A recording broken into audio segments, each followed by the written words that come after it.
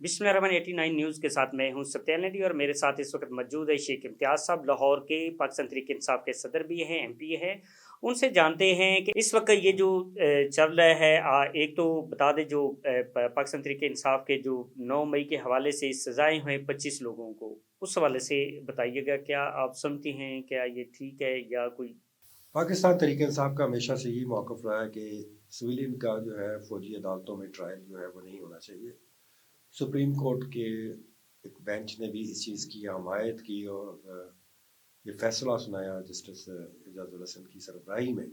लेकिन उसके बाद एक जो है वो अजीब व गरीब किस्म का चीफ जस्टिस फ़ाइज़ ईसा, उसने जो है वो सहूलतकारी की और आम आवाम के जो फैसले हैं फ़ौजी अदालतों को कराने के लिए एक नया बेंच बनाया। और इस बेंच ने भी अभी तक वो क्लियर कट जो है वो इंस्ट्रक्शन नहीं दी।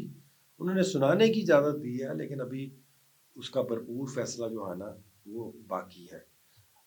बेहतर होता कि अगर किसी ने कोई जुर्म किया है तो उनको सिविलियन अदालतों से जो है वो ट्रायल किया जाता, उनके खिलाफ कोई जुडिशल कमीशन बनाया जाता, उनकी सीसीटीवी फुटेज दिखाई जाती।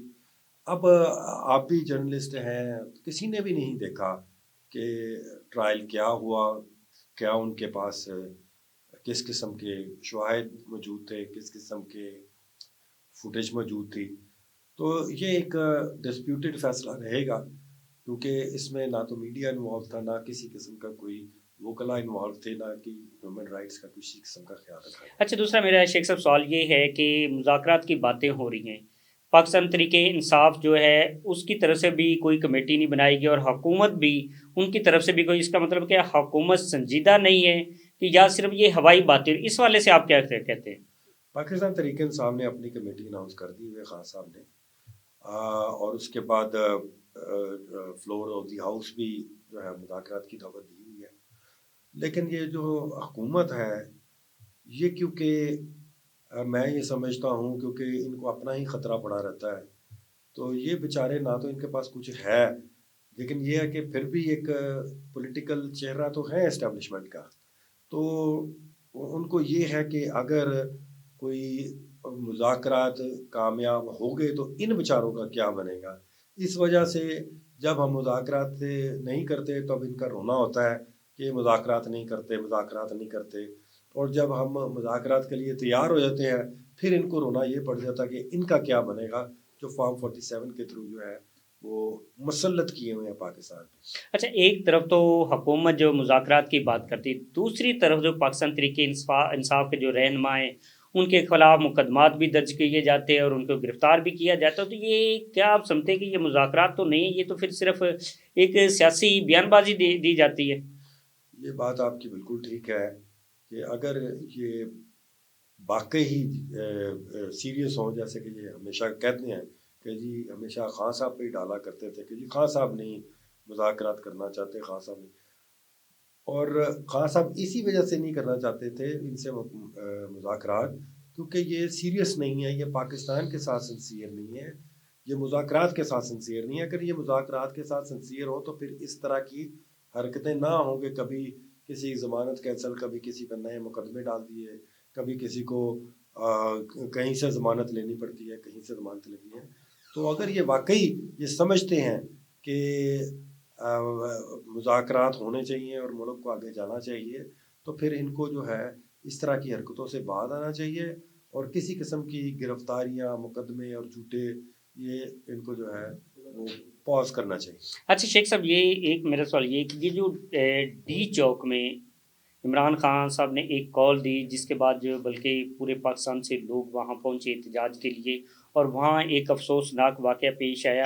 अब उसमें कुछ तज़ाद जो आए लिस्ट में, कुछ यानी कि जो केपीके से कुछ लिस्ट है, उन्होंने कुछ तादाद बताई जो लोग वहाँ जिनके ऊपर यानी कि तशद्दुद भी हुआ, कुछ शहीद भी हुए।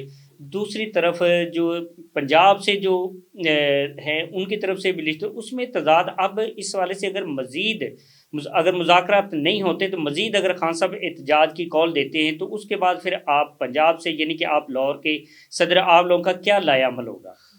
देखें, कोई तजाद नहीं है सैकड़ों के हिसाब से कारकुन गायब है। अब हमें नहीं पता कि वो शहीद हो चुके हैं, वो अगवा हैं या वो किन मुकदमात में मुलव्वस हैं। जब तक उन लिस्ट का एक ये हुकूमत का काम है कि वो बताएं कि इतने हमने गिरफ्तार किए थे और इतने जो है उनके रिमांड हो गए, इतने हमने जेल भेज दिए हैं, ये उनका काम है।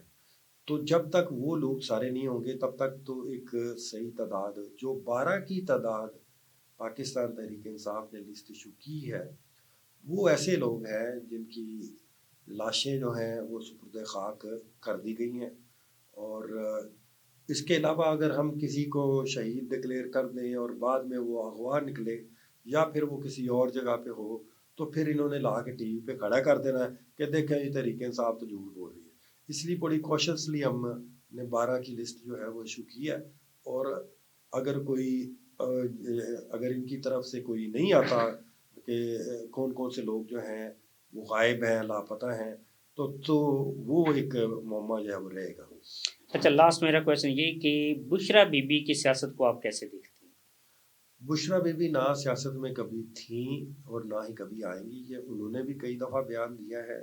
ये जो पार्टियां हैं, मोरूसी पार्टियां, ये एक बयानिया क्रिएट करने की कोशिश करती हैं कि जी लो जी देखो ये तहरीक इंसाफ और हम में क्या फ़र्क रह गया।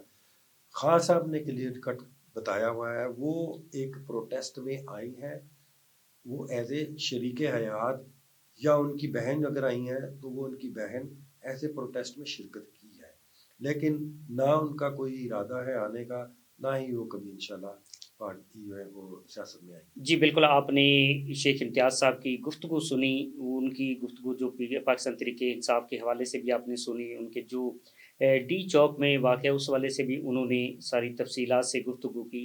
मुझे इजाज़त दीजिएगा, अल्लाह हाफ़िज़।